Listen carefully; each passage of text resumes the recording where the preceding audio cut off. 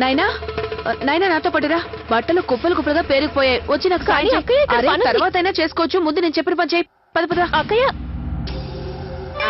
ఈ నైనా ఉంది పని దొంగైంది. ఇక్కడ నేను చెప్పిన పని మొత్తం అలాగే వదిలేసి అక్కడ గౌరక్కకి కిచెన్ లో హెల్ప్ చేయడానికి వెళ్ళిపోయింది. అది కూడా డ్రెస్ మార్చుకొని. నాకు అర్థం కావట్లేదు. నేనా నాకు డస్టింగ్ లో కొంచెం హెల్ప్ చేయి. నైనా నువ్వు వెళ్ళి ప్రియా చెప్పిన పని చేయి. ఈ పనంతా నేను చూసుకుంటానులే. వెళ్ళు.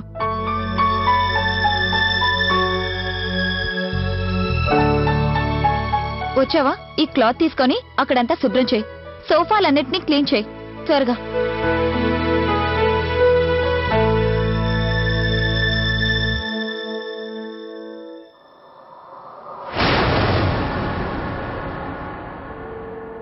నైనా నువ్వు ఇక్కడికెప్పుడొచ్చావు? నువ్వు నా గదిలో బట్టలు చదువుతున్నావు కదా?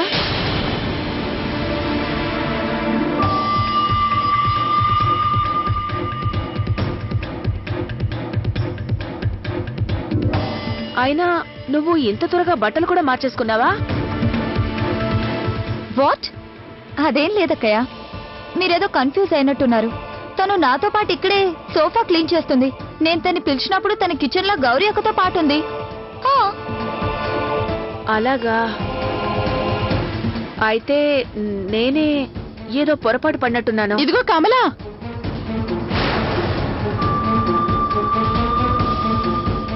నైనా అరే నువ్వు ఇక్కడున్నావేంటి? ఇందాక నువ్వు కిచెన్ లో ఉన్నావు కదా, మరి ఇక్కడికి ఎలా వచ్చా?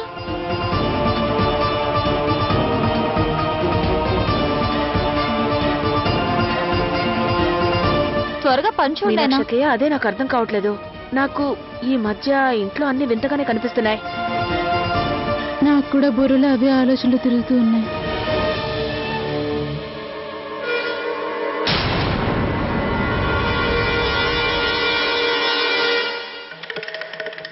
ఆ మనీ ఎప్పుడు చూసినా నా చేతికి చిక్కినట్టే చేదారిపోతోంది. నేను మనీ ఎక్కడుందో ఇప్పుడు ఎలా తెలుసుకోవాలి?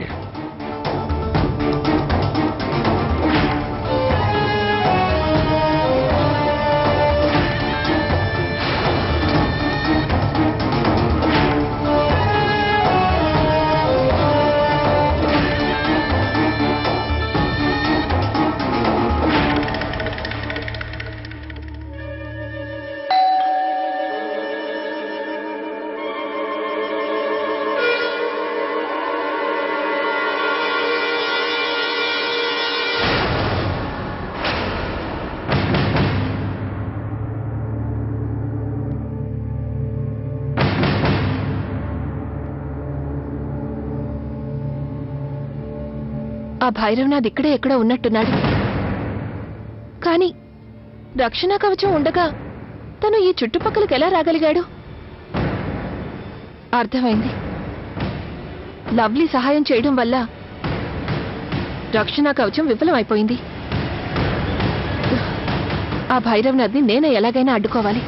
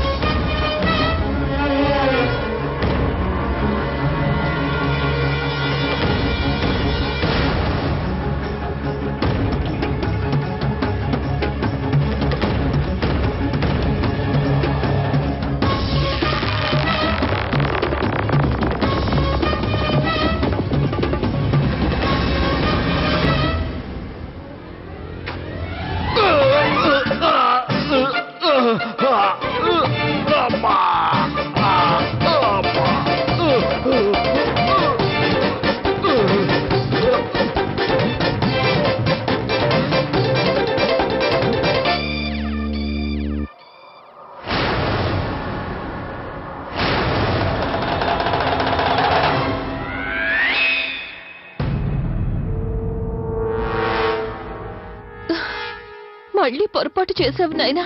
నీకే పని సరిగ్గా చేయడం రాదు.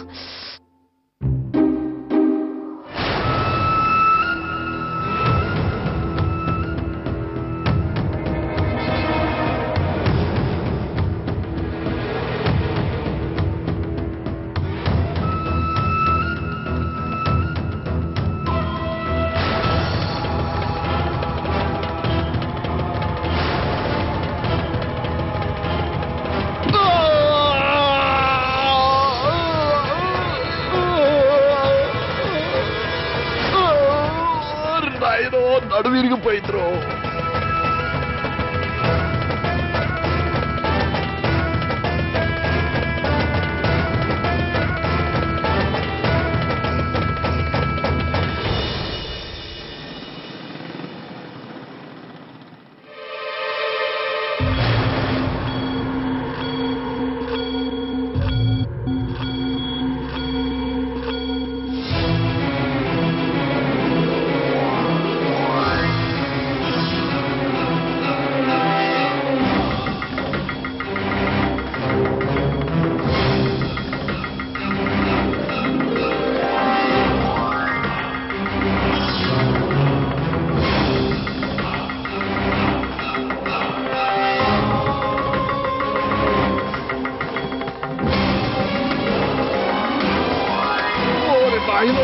గుచ్చుకుపోయింద్రో.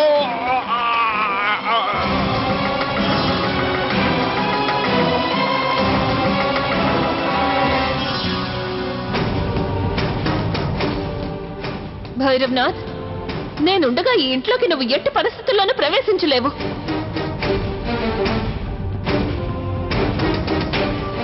భూమి మీద పాకే నాగిని ఆకాశంలోకి ఎగరాలని ప్రయత్నం చేయకో.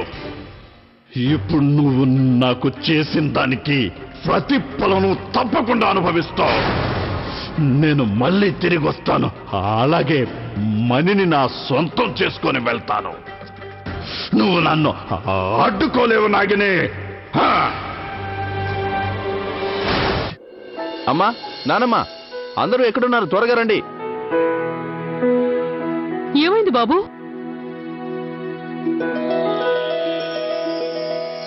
అమ్మ, నాకు డిపార్ట్మెంట్లో అవార్డు ప్రకటించారు.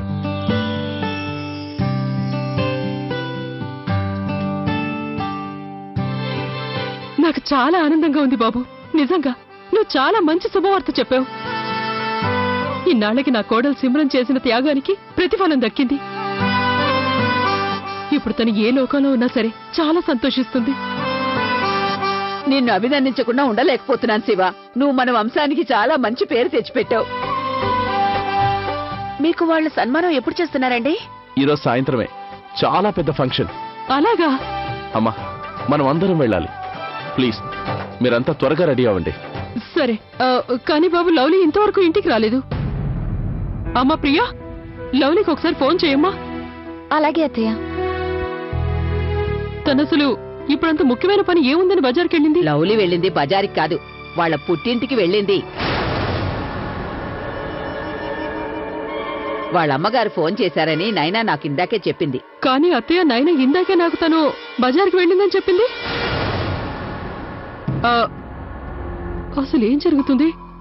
ఈ లవ్లీతో సహవాసం చేసి నైనా కూడా అబద్ధాలు చెప్తుంది. నేను వెంటనే తనని అడుగుతాను. నైనా,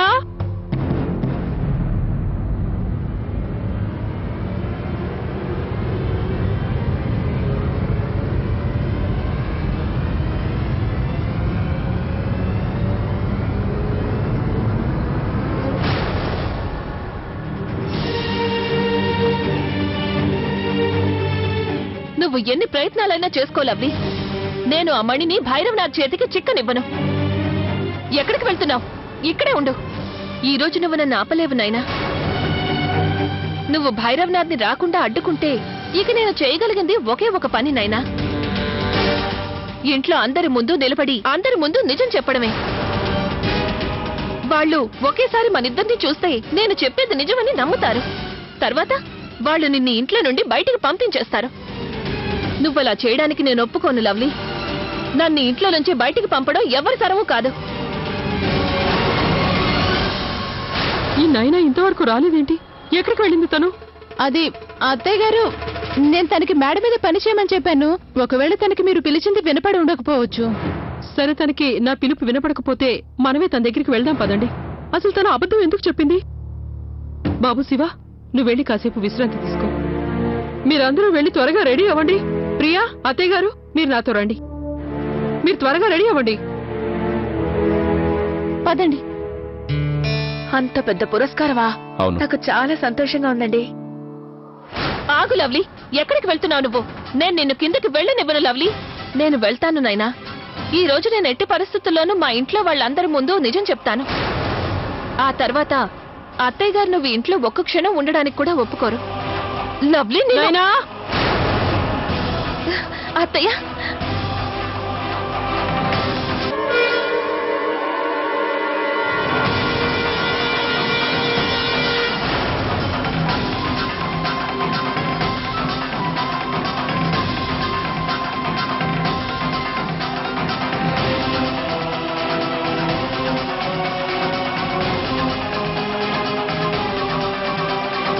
అత్తయ్య,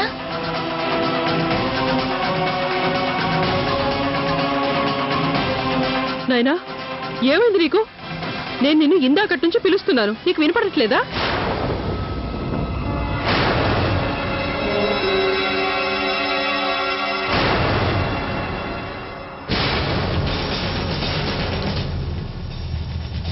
అత్తయ్య గారు అసలు ఏమీ పట్టించుకోలేదు.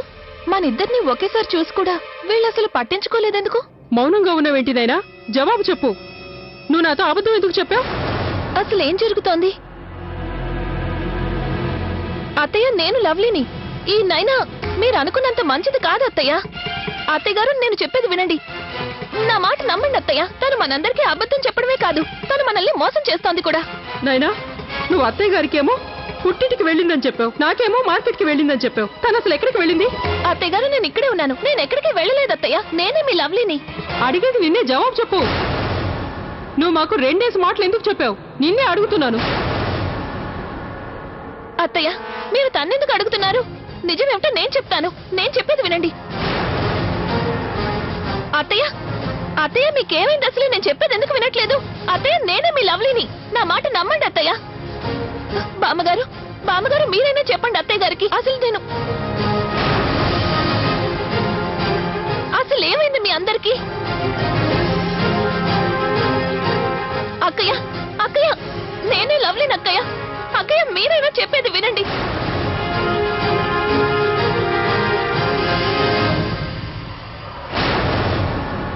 అమ్మగారు, క్షమించండి. లవ్లీ అక్కయ్య చాలా కంగారుగా బయటికి వెళ్లేసరికి నేను తన్ని కాపాడడానికి మీతో అబద్ధం చెప్పాను.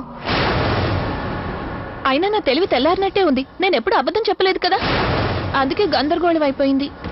మీ ఇద్దరికి 2 రకాల అబద్ధాలు చెప్పేశాను. నన్ను క్షమించండి అమ్మగారు. నేను నిన్ను క్షమిస్తాను, కానీ లవ్లీ అసలు ఎక్కడికి వెళ్ళింది? అది కూడా ఇంట్లో ఎవరికి చెప్పకుండా. తను ఏదైనా ప్రమాదంలో చిక్కుకుంటే. అమ్మా ప్రియా, తనకు ఒకసారి ఫోన్ చేయమ్మా. అలాగే అత్తయ్య. తను ఇంటికి ఎప్పుడొస్తుందో అడుగు. మనందరం కలిసి శివ సన్మానానికి వెళ్ళాలి కదా. హలో అక్కయ్య.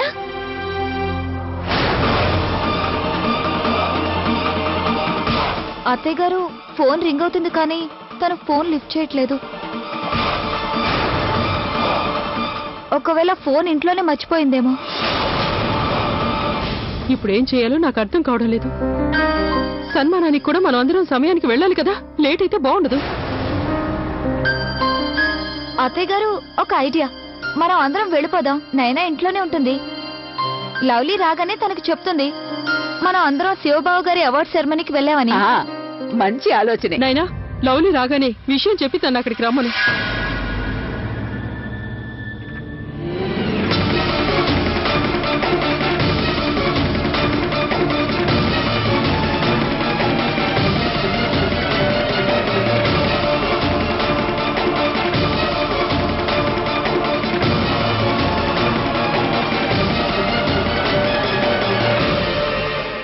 ఏమైంది లవ్లీ? అలా చూస్తున్నావేంటి? ఏది ఏమైనా ఈసారికి మాత్రం నా మాయ చాలా బాగా పనిచేసింది. మణి నా చేతికి చిక్కనంత వరకు నువ్వు ఇలాగే ఎవరికి కనపడకుండా ఉంటావు. తెలిసిందా? నిన్ను నేను తప్ప ఇంకెవ్వరూ చూడలేరు. నువ్వు చెప్పేది ఎవరూ వినలేరు కూడా. పండుగ చేసుకో.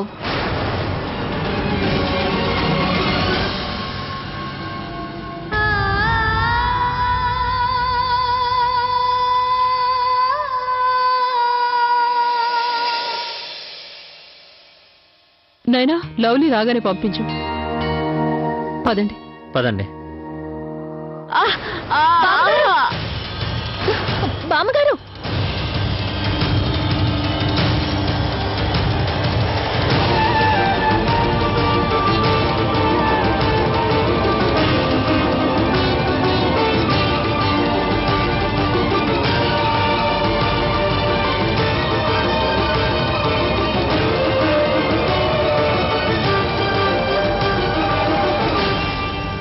భగవంతుడా, బామ్మగారి కాలికి దెబ్బ తగిలింది. నేను మాత్రం ఏం చేయలేకపోతున్నాను.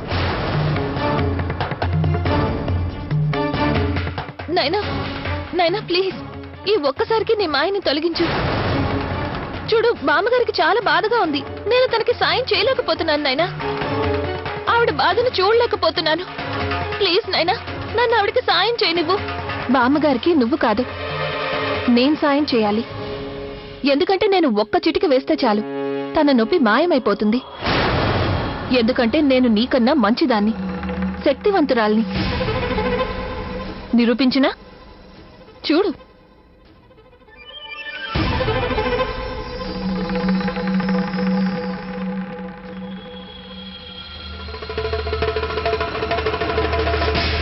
గౌరీ వదిన, చూసారా వాపు తగ్గిపోయింది?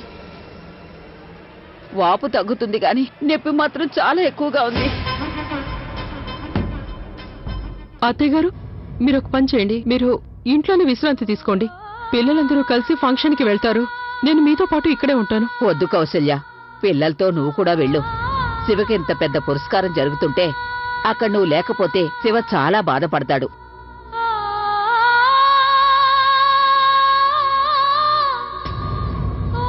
నైనా, సరే, నువ్వే గెలిచావు, నేను ఓడిపోయాను. ఒక్కసారి నీ మాయను తొలగించు. నేను నూనెతో మర్దన చేసి బామ్మగారి నొప్పిని తొలగించేస్తాను. ప్లీజ్ నాయనా, నువ్వేం చెప్తే నేను అది చేస్తాను. ప్రామిస్. నా మాయతో తన నొప్పి తగ్గలేదు. ఒకవేళ లవ్లీ మర్దన చేస్తే తగ్గుతుందా? ఏది ఏవైనా ఇంట్లో వాళ్ళందరూ ఈ రోజు బయటికి వెళ్లడం చాలా ముఖ్యం. అప్పుడే నేను ప్రశాంతంగా మణిని వెతుక్కోవచ్చు.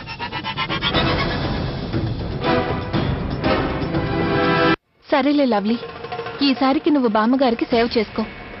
కానీ ఒక్క విషయం గుర్తుంచుకో, ఆ తర్వాత మాత్రం కేవలం నా ఇష్ట ప్రకారమే జరుగుతుంది. సరేనైనా, నువ్వు ఏం చెప్పినా సరే దానికి నేను ఒప్పుకుంటాను. ఇప్పుడు మాత్రం నన్ను బామ్మగారికి సేవ చేసుకోనివ్వు ప్లీజ్.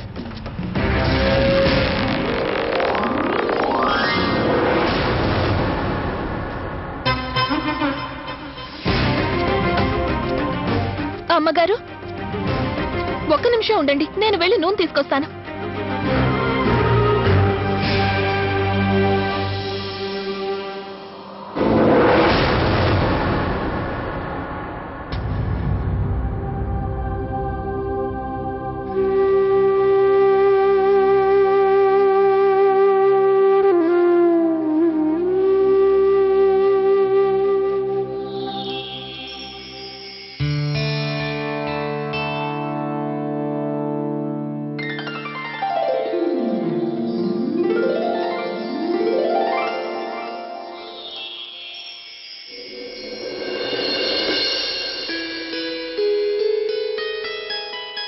అమ్మా, నీ చేతుల్లో కూడా లవ్లీలాగే ఏదో మాయుంది.